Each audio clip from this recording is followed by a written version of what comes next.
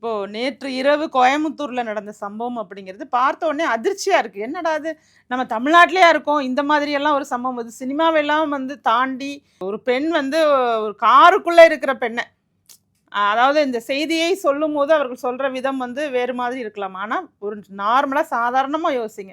ஒரு பெண்ணோ ஒரு ஆணோ யாரோ காருக்குள்ள இருக்காங்க.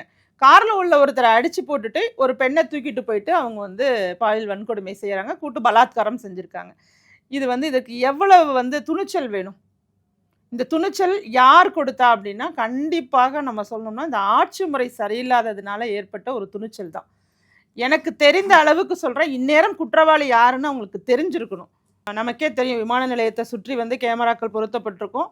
ஒரு சிட்டி, கோயம்புத்தூர் அப்படிங்கிறது ஒரு சிட்டியா இருக்கும்போது நிச்சயமா அந்த காரோ அந்த நபரோ எப்படி வெளியில வந்தாங்க, அந்த இடத்துலேருந்து வெளியில வர்றதுக்கான வாய்ப்புகளை இந்நேரம் ஒரு ஒரு ஒரு 1 ஹவருக்குள்ளேயே அவங்களால கண்டுபிடிக்கிற அளவுக்கு முடிஞ்சிருக்கும். ஒன்றே குற்றவாளிகள் தெரிந்து அவர்களை காப்பாற்றுவதற்கு முயற்சி செஞ்சிட்டு இருக்காங்கன்னு அர்த்தம். நான் அதை தான் நினைக்கிறேன். எனக்கு பதறுது. ஏன்னா அந்த பொண்ணு ஒரு நிர்வாணமான நிலையில அந்த இடத்துல எப்படி மனசு எப்படி துடிச்சிருக்கும், அவங்களோட நிலையை யோசிச்சு பாருங்க. இப்போ பெண்கள் எப்படி கல்லூரிக்கு அண்ணா பல்கலைக்கழகத்துக்குள்ளே இது மாதிரி சம்பவம் நடந்திருக்கு. இப்போ எங்கேயுமே பெண்கள் போக முடியாது அப்படிங்கிற ஒரு சூழ்நிலை இந்த திராவிட மாடல் ஆட்சியில் நடந்துகிட்டு இருக்கு.